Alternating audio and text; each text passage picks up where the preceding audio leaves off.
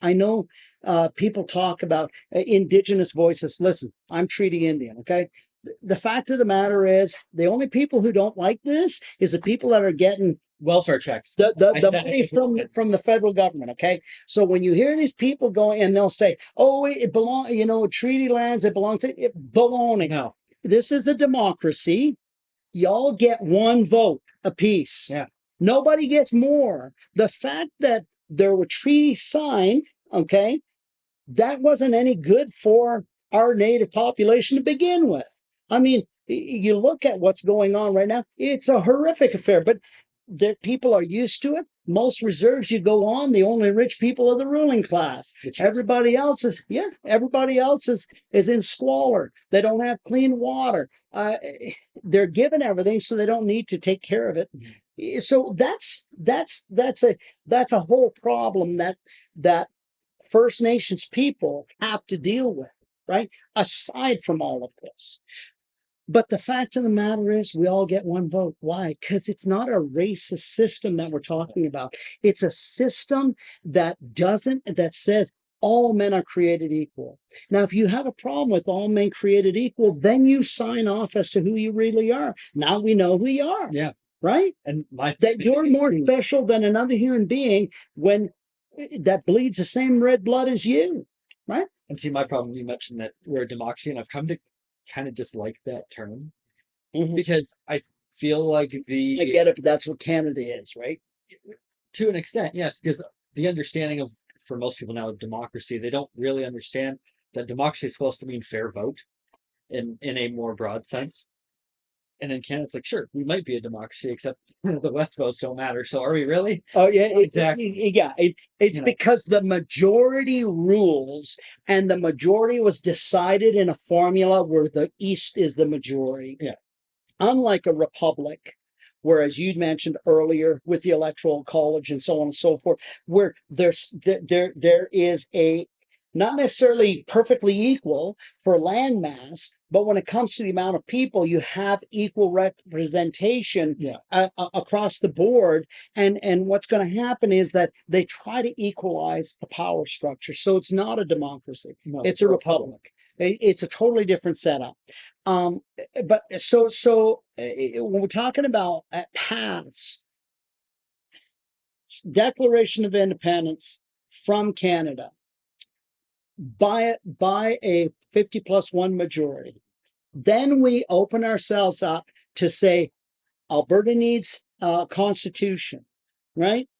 But that's statehood, not necessarily U.S. statehood, but becoming a state. Yes. Right. And that has to happen next. The Clarity Act is a ridiculous thing to go down. We completely disagree with it. We think it's a recipe for failure, and it is something that can be easily infiltrated. And people seem to think that's the only method out. It's not. No, that's not true. Now, if Canada were to create such a huff and puff that they would bring the military in or so on and so forth, Alberta could at that point in time also seek asylum from the U.S. There's a method. Yeah. We might even have something that's totally out of our hands, and we might get annexed. Yeah. That is also possible as well. But Alberta should act as an independent country at that point, an independent state. Yes. And understand. And people say, and here's where we would disagree with the independence folks. Okay, those are pathways. Yes. That are legitimate and viable pathways. The Clarity Act is not a legitimate pathway. No. Okay. So I'm sorry. And I know that people think that's the only way. And then they'll say, if you use any other way, that's a declaration of war. Well, that's a ridiculous statement. So I know there's a lot of that stuff going out there. People saying, well, and then people are just buying it for what it is. Oh, well, we don't want to have a declaration of war. Listen, you're already independent to begin. Okay. So did Alberta, after 1931 and the Statute of Westminster, was Alberta invited to vote itself into Confederation in Canada? Were any of the provinces at that point in time that were no longer part of the colony of Britain, did any of them were asked at that point? No. So guess what happened? They just carried on as if nothing ever happened. Why? Because it was in their interest to carry on. that way. That's the whole point. So when you have those are legitimate pathways. Getting our own constitution, we've worked on the basis of an Alberta constitution based on Republican style.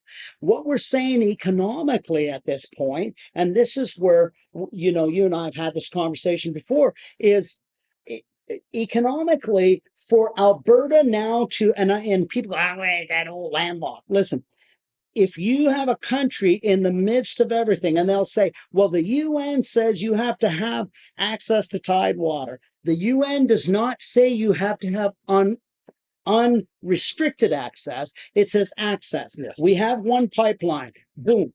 And what are you going to do? You're going to go to the UN now, the anti-oil people who can't stand Alberta and been trying to destroy it for years, to say, please stand up for us and let us have unequal access to tidewaters? They're never going to do it. Canada will be mad as wet hornets. Do they need Alberta oil? Well, apparently they don't, because we're not even allowed to have pipelines east. They're just going to get their more oil from Saudi Arabia. So why would Canada want to deal with us, especially since we've declared independence from them at that point? You have a hostile nation at that point in time, right? And then you have the U.S. who's sitting down below, already paying $10 less a barrel, or that number, that's an average number, at $10 less a barrel, and we're going to have to try to negotiate terms with the U.S. Whereas we need to get trade deals and so on and so forth. You know what's going on now with trade, for Pete's sake. It's not an easy thing to do, first off. No. Being a Republic of Alberta, being the state of Alberta, means that we're an independent country. What we need to do at that point is, what's our economic union going to be? And you said that it maybe would last 2 years, and I think you're right. I think what would happen is, years, I think, because it would start to become problematic, and all of a sudden people would say, okay, enough. And I think part of the independence people say, listen, let's get independence first, right? They keep putting the Clarity Act in, and that's where we say it's got to stop. But let's get independence first, and then we'll see. They have this dream about Alberta having unequal trade, or unlimited trade, rather, is what I meant to say, with the U.S. and Canada, and that would make them rich. That's fairy tales. That's their opinion. It is not going to happen that way, simply because those countries have their own agendas. And Alberta is not favored to begin with, and it won't be favored at that point in time. But by becoming a state, what you have is, Alberta would likely be the richest, if not the second richest state in the entire union, because of its resource. A lot of people don't understand that, don't realize that. Overnight, we're talking about becoming the richest state in the union. US dollar, Second Amendment, made in Alberta healthcare, that we can take it, no state tax. And President Trump is already saying that he's going to stop federal taxes for anybody under 200,000 USD. Which is huge. Which is huge. What's that? Like 350 Canadian dollars, right? Almost 40. That's ridiculous, right? And what we're saying is, we don't need income tax at a provincial level. We don't need property tax at a provincial level. And people say, well, how do you pay for all those? Well, there is a user pay tax system that, if you can afford it, then you're saying, I'm going to pay the taxes because I can afford to do it. That is a much more fair system than if I say, I really don't want to do it. Why should I pay it if I'm not using it? Right? It doesn't even make any sense.